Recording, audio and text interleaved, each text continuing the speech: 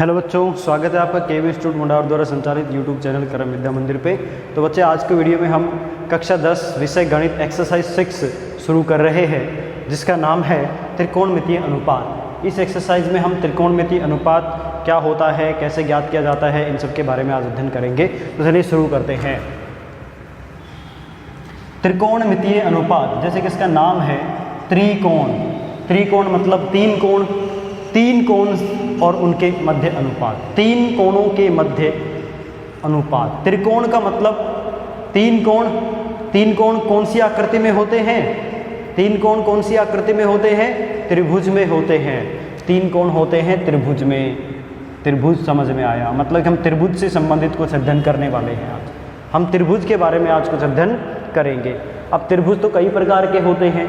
समकोण त्रिभुज होता है, सम त्रिभुज होता है, समद्विबाहु त्रिभुज होता है, विषम बाहु त्रिभुज होता है, बहुत सारे होते हैं। कौन से त्रिभुज का अध्ययन करेंगे, है ना? ठीक है, वो भी अभी डिसाइड करेंगे। तो त्रिकोणमिति की परिभाषा देखिए। अब आप पहले त्रिकोणमिति की परिभाषा देखिए। गणित की वह शाखा जिसमें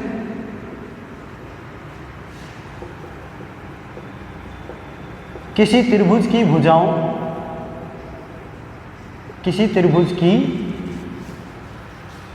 गणित की वह शाखा जिसमें किसी त्रिभुज की भुजाओं और कोणों के बीच, भुजाओं और कोणों के मध्य,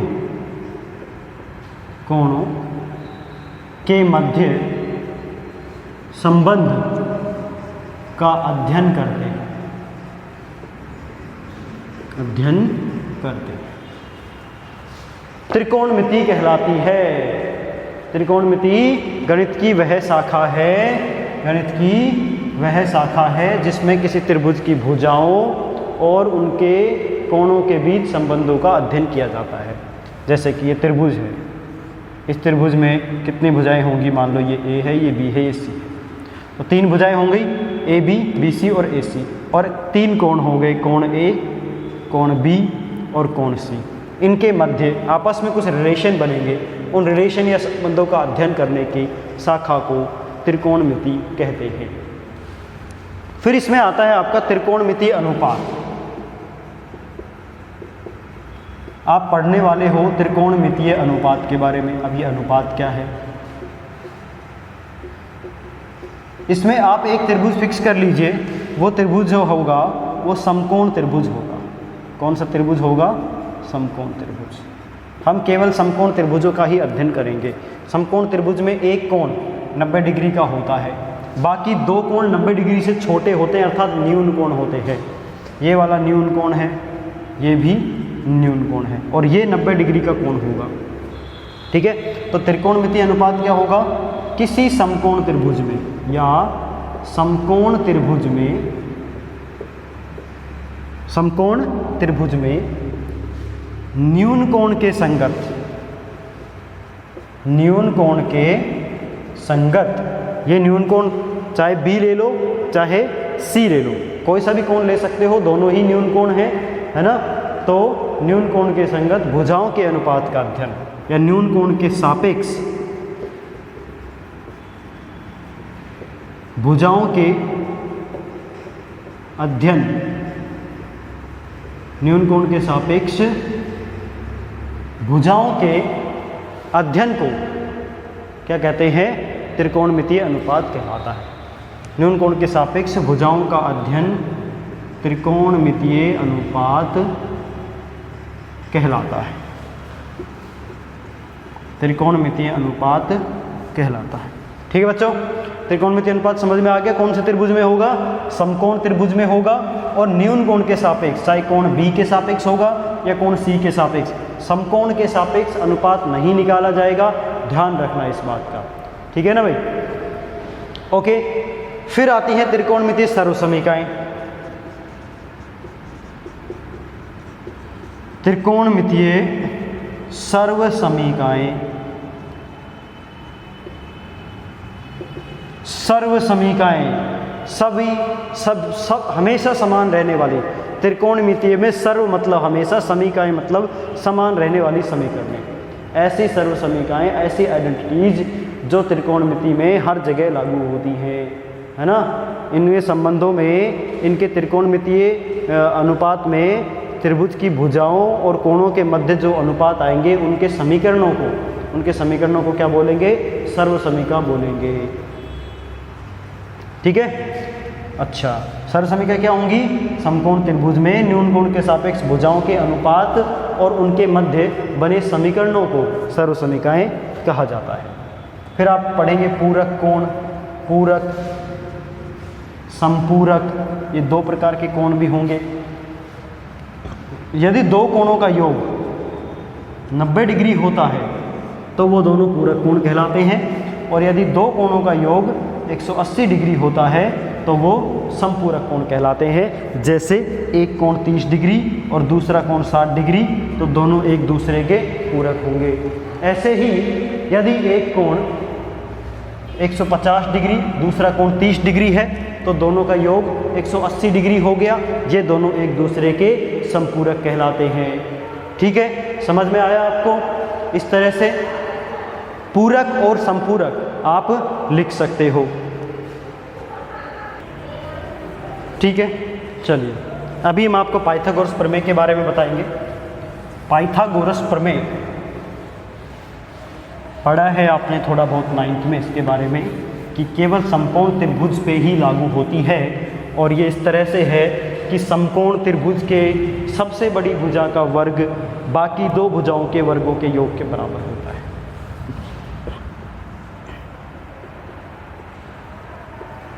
पाइथागोरस प्रमेय किसी समकोण त्रिभुज में, ये समकोण त्रिभुज है मान लो ABC, जिसका कोण A 90 डिग्री का है, तो कोण A के सामने वाली भुजा को हम कहते हैं बच्चों कर्ण। क्या कहते हैं? कर्ण। और जिस भुजा पे 90 डिग्री का कोण बन रहा है, इन दोनों भुजाओं में से किसी एक भुजा को लंब और शेष भुजा को आधार बोला जाता है। अगर आपको कोण दिया गया हो कि B कोण के सापेक्ष आप अनुपात ज्ञात करिए, तो कोण B के सामने वाली भुजा लंब और शेष भुजा आधार बन जाएगी। शेष भुजा आधार मानी जाती है। ठीक है, इस तरह से भुजाएं हो जाएंगी कर्ण, लंब, आधार। ओके, ठीक है बच्चों। आगे देखिए, तो संबंध क्या होता है? कर्ण का स्क्वायर बराबर लंब का स्क्वायर प्लस आधार का स्क्वायर। ये है पाइथागोरस प्रमेय। कर्ण स्क्वायर मतलब BC का स्क्वायर बराबर AC का स्क्वायर प्लस AB का स्क्वायर, ऐसे लिखा जा सकता है। ठीक है, इन भुजाओं में अगर मैं इसको थीटा कोण मान लेता हूं, तो साइन थीटा बराबर होता है बच्चों लंब बटे कर्ण। लंब बटे कर्ण, लंब का मान कितना है? AC, कर्ण का मान कितना है? BC। साइन थीटा बराबर हो जाएगा AC बटे BC। ऐसे ही अगला त्रिकोणमितीय अनुपात होता है कोस थीटा। कोस थीटा, इसका फॉर्मूला होता है आधार बटे कर्ण बराबर, आधार का मान है AB और कर्ण का मान है BC के बराबर।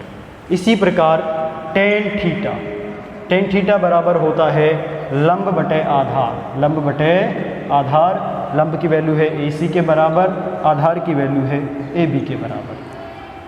ठीक है, फिर आता है आपका कोसेक थीटा। कोसेक थीटा जो है वो साइन थीटा का उल्टा होता है। कोसेक थीटा का मान साइन थीटा का उल्टा होता है, तो साइन थीटा के वैल्यू BC बटे AC हो जाएगी। ठीक है, कर्ण बटे लंब। ऐसे ही सेक थीटा कोस थीटा का उल्टा होता है। सेक थीटा कोस थीटा का उल्टा होता है, जिसका मान हो जाएगा BC बटे AB। और कोट थीटा टेन थीटा का व्युत्क्रम होता है, जिसका मान हो जाएगा AB बटे AC। देखो यहाँ से इसका उल्टा, ये 6 त्रिकोणमितीय अनुपात आपके सामने लिखे हुए हैं। ये 6 त्रिकोणमितीय अनुपात आपके सामने लिखे हुए हैं। इन 6 त्रिकोणमितीय अनुपातों को नोट कर लीजिए। इनको याद करने का एक सिंपल सा फॉर्मूला है। इस तरह से हम इनको याद करेंगे, LAL KKA, लाल बटे कक्का। ये इस तरह से इनको डिवाइड कर लीजिए। पहले में आएगा साइन, दूसरे में आएगा कोस, तीसरे में आएगा टेन। ठीक है बच्चों, देखो साइन बराबर ऐसे कर दो, LAL लाल बटे कक्का ऐसे लिख लोगे आप। लाल बटे कक्का लिखा और उसमें साइन पहला होगा, दूसरा कोस और तीसरा अनुपात टेन होगा। तो पहला साइन किसके बराबर होगा? L बटे के, यानी कि लंब बटे करण। L का मतलब लंब, K का मतलब करण। ठीक है। दूसरा कोस बराबर हो जाएगा आधार बटे करण, A मतलब आधार, K मतलब करण। टेन बराबर हो जाएगा लंब बटे आधार। ठीक है। फिर साइन का उल्टा क्या होता है? कोसेक। कोसेक हो जाएगा करण बटे लंब, कोस का उल्टा सेक बराबर करण बटे आधार, और टेन का उल्टा कोट बराबर आधार बटे लंब। समझ में आया? इनको नोट कर लीजिए। ठीक है, ये हो गया। अब हम चलते हैं एक्सरसाइज की ओर। और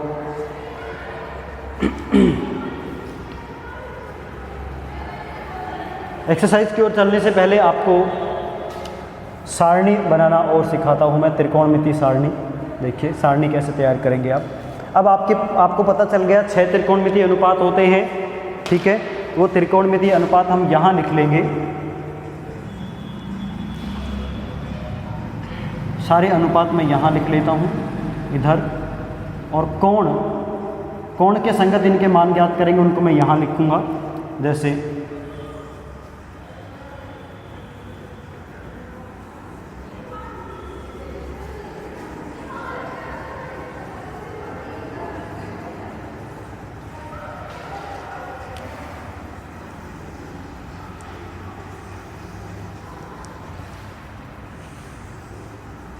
एक, दो, तीन, चार, 5, 6। टेबल बनाना सीख लेना अभी। अच्छे से समझोगे तो एक बार में ही समझ में आ जाएगी टेबल कैसे बनाई जाती है। देखिए 6 त्रिकोणमितीय अनुपात कौन कौन से हैं? Sine theta, cos theta, tan theta. फिर आप लिखना यहाँ पे चाहे तो इधर वो लिख लेना, कोसेक लिख लेना, कोसेक थीटा, फिर सेक थीटा, फिर कोट थीटा। इस तरह से आप इनको नोट कर लेना। ठीक है। साइन, कोस, टेन, फिर साइन का अपोजिट कोसेक, फिर कोस का अपोजिट सेक, और फिर टेन का अपोजिट कोट। लिख सकते हैं वैसे। ठीक है। यहाँ पे 0 डिग्री, 30 डिग्री, कुछ इस विशेष एंगल हैं जिनके लिए ये सारणी बनाई गई है, और वही आपके सामने है। 0 degree, 30 degree, 45 degree, 60 degree, 90 degree. ये वाला कॉलम में कौन सा मान आएगा? साइन थीटा का मान 0 डिग्री पे बोला जाएगा इसको, यानी कि साइन 0 डिग्री। ये वाले कॉलम में कौन सा मान आएगा? कोस थीटा का मान 30 डिग्री पे बोला जाएगा इसको। ये वाले कॉलम में कौन सा मान आएगा? Cosec theta. देखिए कोसेक थीटा का मान 45 डिग्री पे बोला जाएगा। ऐसे आप मान निकाल सकते हैं। तो यहाँ पे आपको क्या करना है? 0, 1, 2, 3, 4 ऐसे नंबर लिख लेना है बस सीधा। देखिए मान ज्ञात करना बहुत ही आसान है। ऐसे नंबर लिख लीजिए। 0 लिख लिया, 1 लिख लिया, 2 लिख लिया, 3 लिख लिया, 4 लिख लिया, लिख दिया। इसके बाद फिर लास्ट किस पे खत्म हुआ? 4 पे। 4 पे खत्म हुआ तो 4 का ही भाग कर दो। इसमें भी 4 का भाग, इसमें भी 4 का भाग, सभी में 4 4 से भाग कर दो। भाग कर दिया। भाग करने के बाद भाई फिर इनका वर्गमूल कर दीजिए। सबका वर्गमूल कर दो बस। लो जी, बन गई सारणी। इतना करना था और सारणी तैयार। क्या किया? पहले आपने 0, 1, 2, 3, 4 तक गिनती लिखी, फिर सभी में 4 4 4 4 का भाग दिया, फिर सभी पे वर्गमूल वर्गमूल वर्गमूल वर्गमूल कर दिया। तो देखो बच्चों 0/4 कितना होगा? 0 में 4 का भाग देंगे तो पहला मान 0 आएगा। ठीक।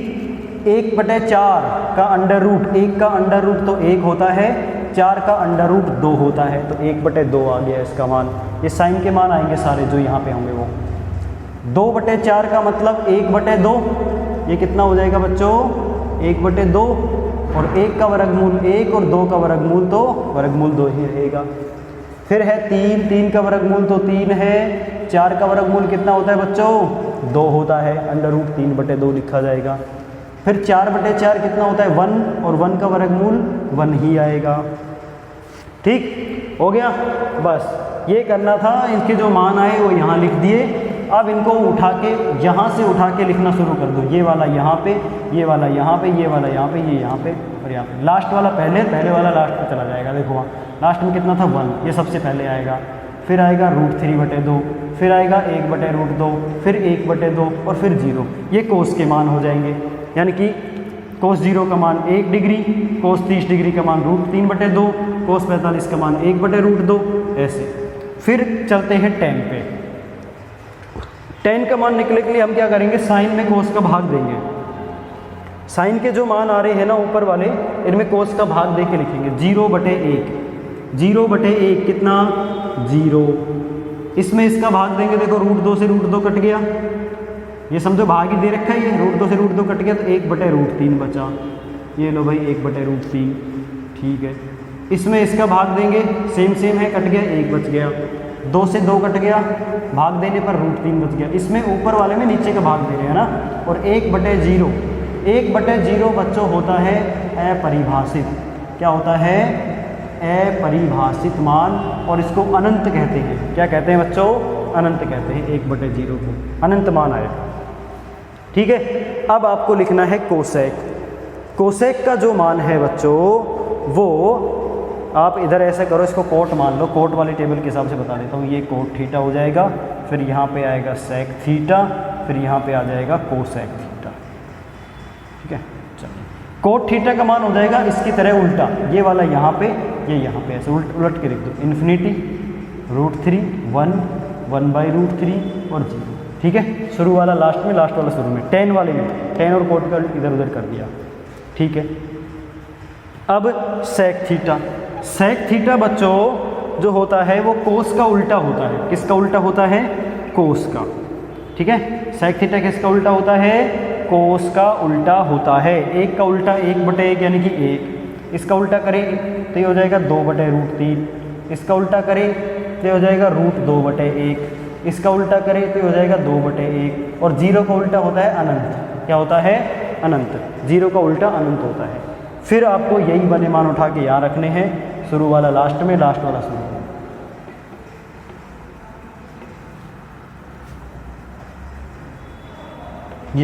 ये मान हो गए। ठीक है। इस तरह से ये सारणी तैयार करना आपने सीख लिया है। कैसे सीखा? कि भाई शुरू में 0 से लेकर 4 तक गिनतियाँ लिख देंगे। गिनतियाँ लिखने के बाद फिर हम सब में 4 4 4 का भाग कर देंगे। फिर सभी का वर्गमूल कर दिया जाएगा। वर्गमूल करने के बाद में आपको ये मान प्राप्त होंगे 0, 1/2। ये पहले कॉलम में लिख देंगे साइन वाले में। फिर जो कोस थीटा का जो मान होगा वो उल्टा करके ये पीछे से यहाँ से लिखना शुरू करेंगे। ये वाला यहाँ पे और ये वाला लास्ट में, ये इधर, ये इधर, ये इधर, ऐसे सरकाना शुरू कर देंगे। फिर tan थीटा आएगा। tan थीटा जो होता है वो साइन में कोस का भाग देंगे। इसमें इसका भाग देंगे, या इसमें इसका भाग देंगे, ये इन दोनों का भाग, ये इन दोनों का भाग, ये इन दोनों का भाग, ये 3 कॉलम तक बिल्कुल आसान है ज्ञात करना। फिर कोट की बात करेंगे। कोट का मान वही रिवर्स करके लिख दिया जाएगा, है ना। इन्फिनिटी यहाँ पे, 0 यहाँ पे, बहुत आसान है यहाँ तक। फिर बात करते हैं सेक की। सेक किसका उल्टा होता है? सेक उल्टा होता है किसका? कोस का। तो कोस के मान को उलट दीजिए। उलट देने पर ये आपको मान प्राप्त हो जाएंगे। 1 का उल्टा 1, इसका उल्टा ये, इसका उल्टा ये, इसका उल्टा ये, इसका उल्टा ये। और फिर इनको पीछे से आगे से शुरू करना लिख देंगे। लिखने के बाद ये सारणी याद होने के बाद, अब ये सारणी को आपको माइंड में याद करना है। इसको पेपर पे लिख के हम मान नहीं देखेंगे इसमें से, हम केवल अपने माइंड में याद करेंगे। आप इसको नोट कर लीजिए। अब मैं कुछ क्वेश्चंस करवा रहा हूँ एक्सरसाइज 6.1 के।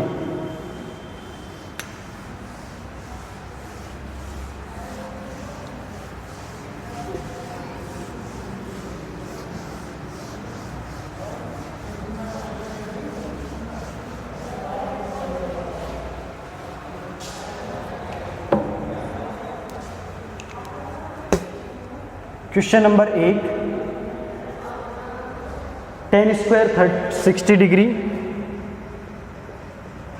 प्लस 3 कोस स्क्वायर 30 डिग्री, इसका मान ज्ञात करिए।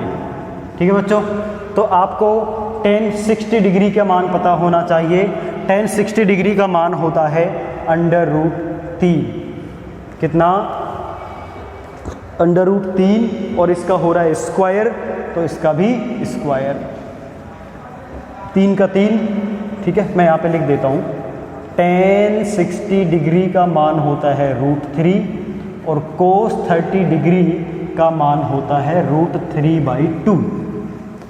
ठीक है, चलिए, इसलिए हो जाएगा √3 का स्क्वायर प्लस 3 गुना कोस 30 का मान होता है √3/2 और इसका भी स्क्वायर हो रहा है। √3 का स्क्वायर क्या होगा? 3, रूट से स्क्वायर कैंसिल, प्लस 3 इंटू इधर भी √3 का स्क्वायर 3 और 2 का स्क्वायर 4, यानी कि हो गया 3 प्लस 3 3 जा 9, 9/4। लघुत्तम कितना आया? 4 लघुत्तम आ जाएगा। 4 एकम 4, 4 3 12 प्लस 9, 12 और 9 21, 21/4 आंसर। ये लो, ये हो गया आपका पहला क्वेश्चन। वेरी सिंपल, सबसे इजी एक्सरसाइज है ये 10वीं क्लास में, जिसको मान ज्ञात करना आ गया, जिसको सारणी बनाना आ गया, वो इन क्वेश्चंस को बिल्कुल आसानी से हल कर सकता है इस तरह से। ठीक है, अगला क्वेश्चन देखिए। क्वेश्चन नंबर 2, इसमें दिया गया है 4 cos क्यूब 45 डिग्री प्लस, एक मिनट,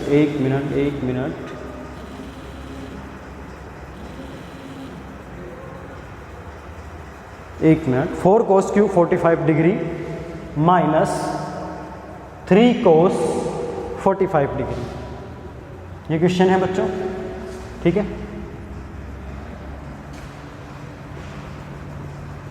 cos 45 डिग्री की वैल्यू कितनी होती है? 1/√2, देख लेना, याद होनी चाहिए आपको। तो यहाँ पे लिख देंगे cos 45 का मान 1/√2 की पावर 3 माइनस 3 गुना 1/√2।